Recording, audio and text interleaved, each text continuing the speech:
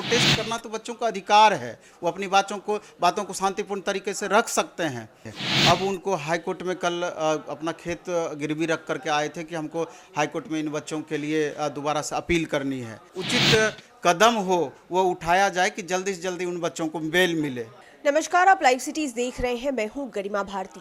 बात हम RRB NTPC के प्रोटेस्ट के दिनों की करेंगे। आपको याद होगा कि प्रोटेस्ट किस तरह से हुआ, छात्र कितने परेशान हुए, लेकिन उनमें से कुछ छात्र ऐसे भी जिनकी गिरफ्तारी हो गई और वे अब तक जेल में सजा काट रहे हैं। न जाने किस जुर्म की सजा काट रहे हैं। उनमें से कुछ बच्चे गया, नवादा, सीतामढ़ी और बिहार के अलग अलग इलाकों के हैं। उत्तर प्रदेश के भी कुछ बच्चे हैं। कुल मिलाकर आप संख्या 400 से 500 मान सकते हैं। लेकिन फिलहाल उनका क्या हाल है और आगे उनका भविष्य कैसा होने वाला है, ये एक बड़ा सवाल है। इस पर हम बात करने जा रहे हैं नवीन सर के साथ, क्योंकि ये लगातार उन छात्रों के अभिभावकों के संपर्क में है। सर, लाइव सिटीज में सबसे पहले आपका बहुत बहुत स्वागत। धन्यवाद। पहले हम बात करने वाले हैं जो आरआरबी एनटीपीसी के आंदोलन में जो बच्चे गिरफ्तार हुए हैं। आपने बातचीत में बताया कि आप उनके अभिभावकों के साथ संपर्क में हैं, वो अपना दुख बताते हैं आपको। तो क्या हाल है फिलहाल उन तमाम स्टूडेंट्स का जो फिलहाल जेल में? एक्चुअली मैं 24 जनवरी को जो प्रोटेस्ट हुआ था, लगभग पटना से 4 से 5 बच्चे गिरफ्तार हुए थे और उनका कोर्ट में सारा प्रोसेस भी चल रहा है, लेकिन 2 बार बेल रिजेक्ट हो गया। अब हाई कोर्ट जाने की बारी आई है और कल यहाँ से आपका सीतामढ़ी से 9 बच्चे गिरफ्तार 25 तारीख को हुए थे। कल उनके गार्जियन लोग यहाँ पर आए हुए थे। एक्चुअली में उनका भी 2 बार रिजेक्ट हो चुका है बेल, और उस समय से वो लगातार बच्चे जेल में ही हैं और उनका दर्द आप देखते तो आपको समझ में आती कि वो गार्जियन कितने परेशान हैं। कई सारे उसमें ऐसे गार्जियन थे जो मजदूरी करते हैं, आर्थिक स्थिति बहुत ही सामान्य उसकी है, वो अच्छा वकील नहीं कर सकते हैं, उनके साथ इतना ज़्यादा परेशानी है। अब उनको हाई कोर्ट में कल अपना खेत गिरवी रख करके आए थे कि हमको हाई कोर्ट में इन बच्चों के लिए दोबारा से अपील करनी है। तो अब सवाल ये उठता है कि वो बच्चे कोई आतंकवादी नहीं थे, कोई उस तरह का जुर्म नहीं किए थे। प्रोटेस्ट करना तो बच्चों का अधिकार है, वो अपनी बातों को शांतिपूर्ण तरीके से रख सकते हैं, लेकिन इतने सारे बच्चे प्रोटेस्ट किए। दुर्भाग्य रहा कि कुछ बच्चे उसमें गिरफ्तार हुए।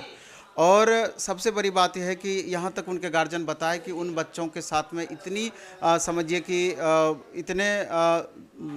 इस तरह का उनके साथ बिहेव किया जा रहा है कि नाला तक उन बच्चों से सफाई करवाई जा रही है। अब समझिए, एक तो वो बच्चे वैसे लोगों के संपर्क में वहाँ होंगे जेल में, कोई जेल में तो अच्छा आदमी जाता नहीं है, तो कि हो सकता है कि वो गलत रास्ते पर भी वो बच्चे जा सकते हैं। तो सरकार को भी ये बात समझनी चाहिए कि अगर वो बच्चे निर्दोष हैं तो इतना विलंब क्यों उनको छोड़ने में।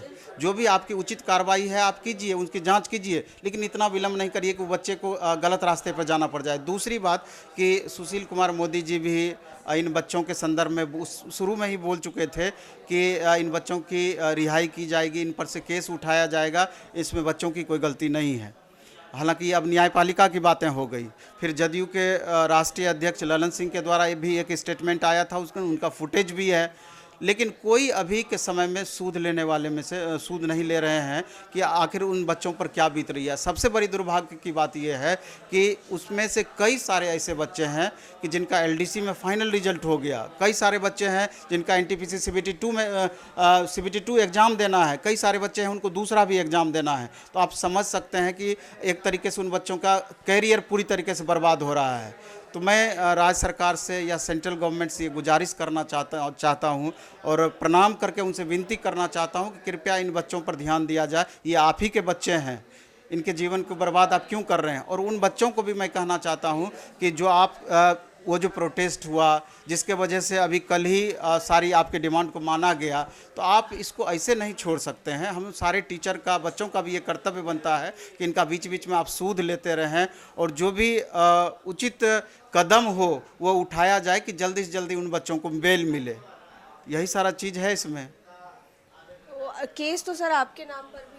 मेरे नाम पर है, तो हम तो लगातार पत्रकार नगर थाने के संपर्क में हैं कि अगर जो भी आपको उचित जांच हो आप उचित जांच करें। अगर हम दोषी हैं तो मेरे ऊपर कार्रवाई की जाए, नहीं तो केस हम पर से भी उठाया जाए। तो जो है हम तो दूसरा है कि हम तो सक्षम हैं कि चलिए हम मैनेज कर लेंगे, लेकिन वो बच्चे तो सक्षम नहीं है, इसलिए हमारे ऊपर लास्ट में जो होना है हो, दिक्कत नहीं है, लेकिन उन बच्चों पर से केस उठा लिया जाए, उनके करियर को बर्बाद होने से बचा लिया जाए। एक सवाल ये भी उठता है कि जैसे कि आपने कहा कि लंबे समय से जेल में हैं, तो क्या ये बच्चे आपराधिक छवि के हो गए? क्योंकि हम और आप एक लोकतांत्रिक देश में रहते हैं और यहाँ पर प्रोटेस्ट करने का अधिकार सबको है, तो क्या स्टूडेंट अपने अधिकार को लेकर अगर प्रोटेस्ट करता है तो वो आपराधिक छवि का हो जाएगा कानून के अनुसार? यहाँ तो यही चीज़ दिख रहा है, इसका क्या अभी तक जेल में है, इसका क्या मतलब है? आप यही समझ रही हैं, आप यही समझ रहे हैं, गवर्नमेंट यही बात समझ रहे हैं, या पूरी तरीके से उन हाँ अपराधी हैं, या उनको उनके स्थिति के लिए आप छोड़ दिए हुए हैं, मरो कटो जरो जो होना है हो, छोड़ दिए हैं उनकी हालात पर, थोड़ा सा भी आप सूद नहीं ले रहे हैं। तो मे भी कि बच्चे फिर से एक बार अहिंसात्मक तरीके से अपनी बातों को ट्विटर कैंपेन के जरिए भी रख सकते हैं कि कम से कम सरकार की नींद टूटे इस मुद्दे को लेकर के। अगर एक साथ सारे बच्चे रख कर अपनी बातों को ट्विटर कैंपेन के माध्यम से रखें, सोशल मीडिया के माध्यम से रखें, तो हो सकता है कि उन बच्चों को उचित न्याय मिल पाए। देखिए आगे क्या होता है। बहुत बहुत धन्यवाद हमारे साथ जुड़ने के लिए। धन्यवाद। तो सचमुच में ये एक बहुत बड़ा सवाल है कि आखिरकार ये 400 से लेकर 500 बच्चे जो अलग अलग जेल में सज़ा काट रहे हैं, क्या ये अपराधी बन गए हैं? इनके करियर का क्या होगा? आने वाले भविष्य में इनका क्या होगा? सरकार क्यों नहीं विचार कर रही है और बोर्ड की तरफ से क्यों नहीं विचार किया जा रहा है कि इनको उचित न्याय दिया जाए? देखना होगा कि आगे क्या कुछ होता है। जो भी अपडेट्स आएंगे हम आप तक ज़रूर पहुँचाएंगे। आप लाइव सिटीज़ के साथ बने रहें। अगर अभी तक आपने हमारे चैनल को सब्सक्राइब नहीं किया है तो ज़रूर कर ले। वीडियो फेसबुक पर देख रहे हैं तो पेज को लाइक करें। आप हमें ट्विटर पर भी फॉलो कर सकते हैं। धन्यवाद।